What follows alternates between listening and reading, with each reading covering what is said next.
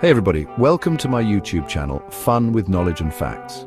Today we're going deep on something that's fascinated me for as long as I can remember, the intricate and precise world of horologists. These are the men and women who keep time itself, who wrestle entropy to a standstill with gears, springs, and meticulous craftsmanship. Welcome to our deep dive into the fascinating world of horologists. These are the folks who make sure time doesn't literally fall apart on us. Today we'll explore the different types of horologists and the essential skills and knowledge they possess. We're going to look at what it takes to get watches ticking, clocks chiming, and how those amazing antique timepieces you see in museums are kept running. So grab your loops and your micro screwdrivers and let's get into it. First up, we're tackling the world of watchmaking. Now, when I say watch, I'm not talking about your basic quartz timekeeper. I'm talking about the intricate mechanical marvels that have been painstakingly crafted for centuries. These are the timepieces with dozens, sometimes of tiny gears, springs and levers, all working in perfect harmony. Watchmakers are like surgeons, but for time. They've got steady hands, nerves of steel, and the ability to work with parts so small they make a grain of rice look like a dinner plate.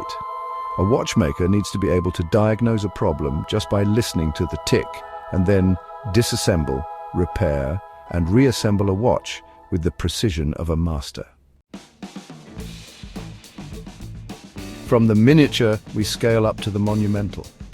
Clockmakers specialize in the big boys, grandfather clocks, cuckoo clocks, those ornate clocks you see in town squares. If it's bigger than a bread box and tells time, a clockmaker probably built it, fixed it, or both. Clockmaking requires a whole different set of skills. You're not just dealing with tiny parts anymore, you're dealing with pendulums, weights, and sometimes even massive gears. It's a blend of engineering, artistry, and brute strength. And don't even get me started on the problem-solving skills it takes to diagnose a problem in a clock that's older than your great-grandparents. Okay, imagine you've got a time machine in your hands, but it's broken. That's the challenge facing horological restorers every day.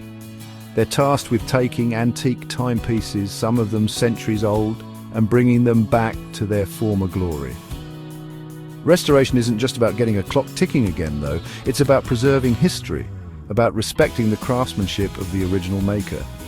Restorers need to be detectives, historians, and master craftspeople all rolled into one. They use period-correct tools and techniques, and sometimes even have to fabricate replacement parts by hand.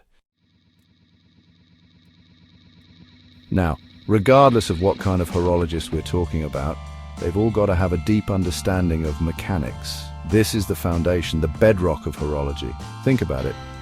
You're taking a bunch of inert parts, metal, springs, little bits of ruby, and you're assembling them in a way that harnesses energy and translates it into the precise measurement of time. That's some serious wizardry. A horologist needs to know how each gear interacts with the next, how the power flows through the system, how even the slightest change in friction or tension can throw the whole thing out of whack. It's like being a mechanical engineer, but on a miniature or sometimes massive scale.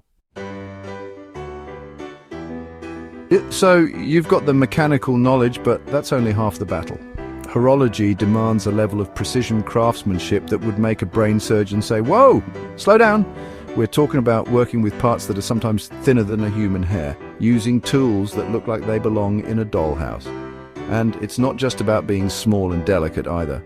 A horologist needs to be strong and controlled. They're using tiny hammers, chisels, and files to shape metal with incredible accuracy. One wrong move, one slip of the hand, and you could end up with a very expensive piece of scrap metal. Now, all those tiny parts, all that intricate mechanics, it all comes down to one thing, accuracy. A horologist lives and dies by the second, literally. They need to make sure that the timepieces they work on are keeping time to within incredibly tight tolerances, and that requires a level of attention to detail that borders on the obsessive. Every screw needs to be tightened to the perfect torque, every gear needs to mesh perfectly, every spring needs to have just the right amount of tension. It's this relentless pursuit of perfection that separates the good horologists from the truly great. Finally, we get to something that I find particularly fascinating, the historical knowledge that many horologists possess. These are folks who don't just understand the mechanics of timekeeping, they understand its evolution. They can look at a clock and tell you when and where it was made, what techniques were used to create it, and maybe even tell you a story or two about its history. This historical knowledge is especially important for restorers who need to understand how antique timepieces were originally designed and built in order to repair them properly. It's like being a time traveler, using your knowledge of the past to keep these mechanical marvels ticking for generations to come. Thank you for joining us on this journey through the intricate and precise world of horology. I find it incredibly inspiring to see people dedicating their lives to such a meticulous, demanding craft. It's a testament to human ingenuity, patience, and our never-ending fascination with time itself. Whether you're a budding horologist or simply fascinated by the art of timekeeping, we hope you found this exploration enlightening. There's a whole universe of knowledge out there about horology, from the history of timekeeping to the latest advancements in watchmaking technology. Don't forget to like, share, and subscribe for more insightful content. Until next time, keep your curiosity high and your hands busy.